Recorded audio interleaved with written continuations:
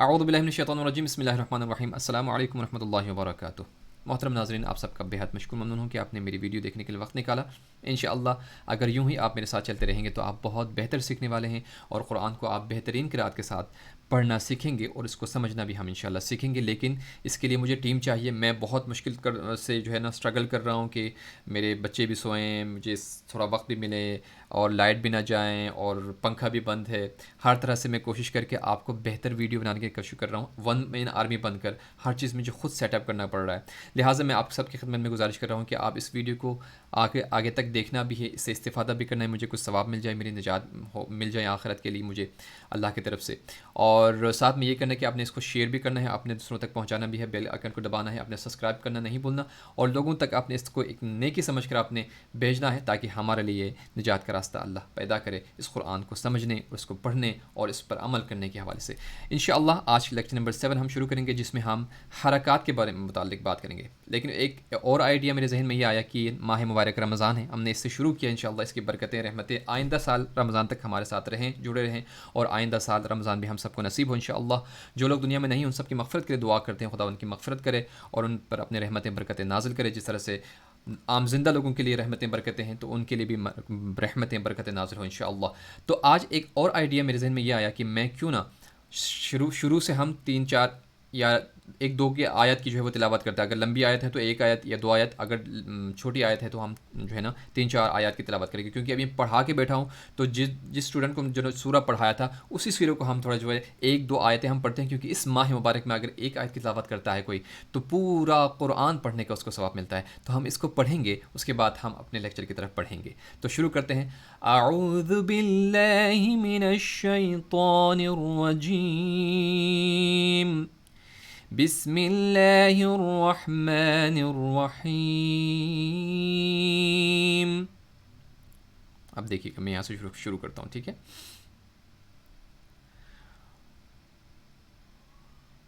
Well للمطففین الذین اذا اکتالوا علی الناس یستوفون وَإِذَا كَالُوهُمْ أَو وَّزَنُوهُمْ يُخْسِرُونَ أَلَا يَظُنُّ أُولَئِكَ أَنَّهُمْ مَبْعُوثُونَ لِيَوْمٍ عَظِيمٍ يَوْمَ يَقُومُ النَّاسُ لِرَبِّ الْعَالَمِينَ۔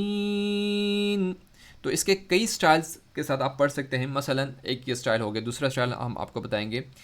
اعوذ باللہ من الشیطان الرجیم، بسم اللہ الرحمن الرحیم، ویل للمطففین الذین اذا اکتالوا علی الناس یستوفون وَإِذَا كَالُوهُمْ أَو وَّزَنُوهُمْ يُخْسِرُونَ۔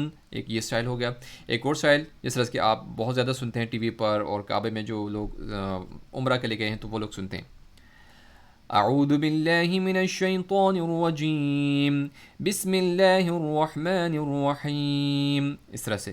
یا کوئی سنتا ہے مثلا اعوذ باللہ من الشیطان الرجیم، بسم اللہ الرحمن الرحیم، ویل للمطففین الذین اذا اکتالوا علی الناس یستوفون واذا کالوہم او وزنوہم یخسرون۔ اس طرح سے سنتے ہیں۔ تو کئی طریقے ہیں، مثلا اس کو ہم ترتیب سے پڑھیں گے، ترتیل کے ساتھ پڑھیں گے۔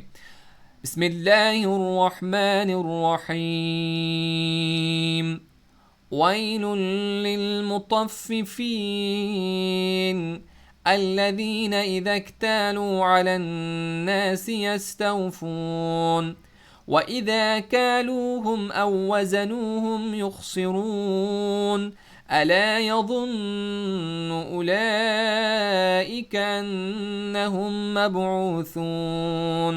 Got it. तो कई कुछ मैंने यहाँ पर आपको सैम्पल के तौर पर आपको बताया है कि किस तरह से हम कितने स्टाइल के साथ कुरान पढ़ सकते हैं, और इतना मुश्किल नहीं है, क्योंकि अगर हम कुरान पढ़ेंगे, उसके लिए स्ट्रगल करेंगे, तो हम कोशिश कर रहे हैं अल्लाह के लिए, अल्लाह को राज़ी करने के लिए, तो इसमें अल्लाह कभी भी देर नहीं करेगा अपनी तौफ़ीक़ात आपके और मेरे हाल शामिल हाल करने में। लिहाजा इसको हम आगे पढ़ते रहेंगे इंशाअल्लाह। तो आज थोड़ा सा मुख्तसर हम जो है वो आगे की क्लास करेंगे, क्योंकि तिलावत पर हमने वक्त लगाया।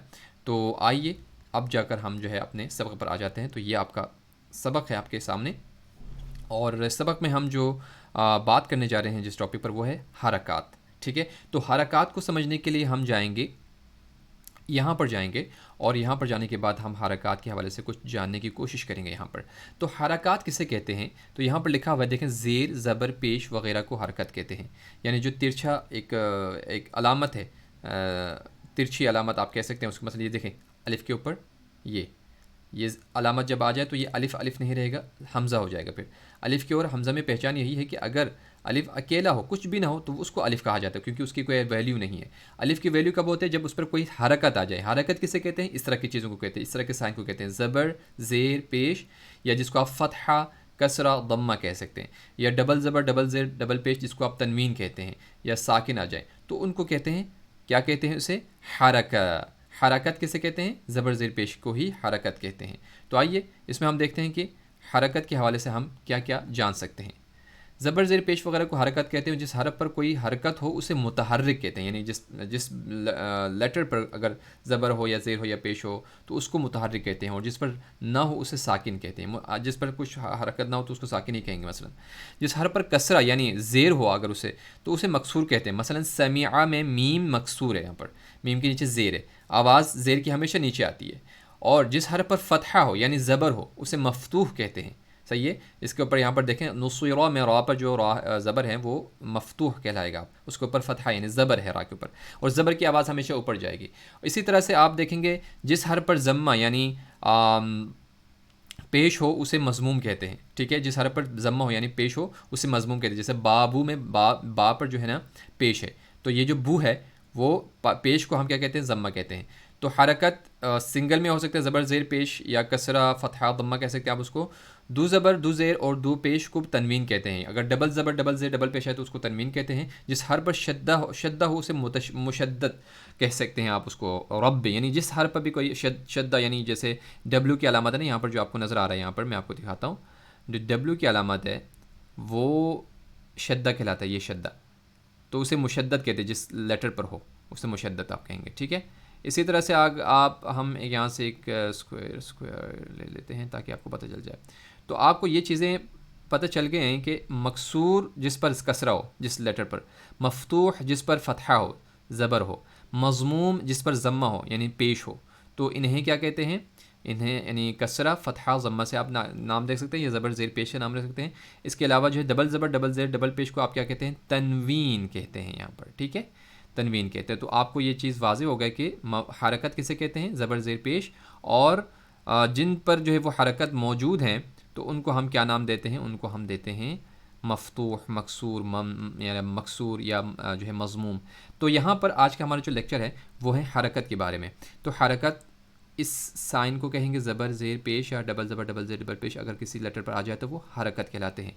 तो मेरे ख़्याल है कि आज के लिए यही काफ़ी है। इंशाअल्लाह कल हम हरकत के साथ साथ आपको थ्रोड लेटर्स, और जिस लेटर से हमने अपना काम शुरू करना है उस पर हमने प्रॉपर काम करके हमने आगे ले जाना है, यानी ज़ीरो से हमने उसको शुरू करना है उसके ऊपर काम करने के लिए। तो वो कौन से जो है वो कौन सा लेटर होगा वो हम इंशाल्लाह कल बताएंगे आपको कल वाले लेक्चर में। तो आज के लेक्चर काफ़ी देर से मैंने शुरू किया हुआ है, तो इसमें हमने तिलावत की, उसके स्टाइल भी बताया आपको और तरीके भी बताएं। तो इंशाल्लाह आप इस वीडियो के बाद अगले वीडियो के लिए इंतज़ार ज़रूर करेंगे। अल्लाह हाफ़िज़।